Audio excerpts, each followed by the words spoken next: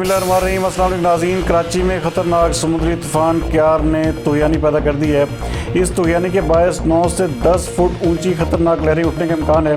इस मौके पर सिंध हुकूमत ने अवाम से अपील की है कि समुद्र का रुख ना करें। कराची से हमारे नुमाइंदा खसूसी जावेद इब्राहिम मंगी के मुताबिक कराची शहर में तेज़ आंधी और गरज चमक के साथ बारिश भी हो सकती है। समुद्री तूफ़ान कियार के असरात कराची में भी दिखाई देने लगे हैं। डिफेंस गोल्फ क्लब में समुद्र का पानी दाखिल हो चुका है।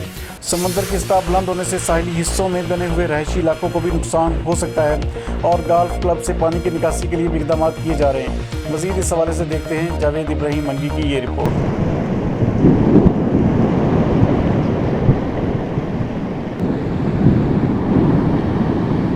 इधर से लहरें बड़ा आ रहा है।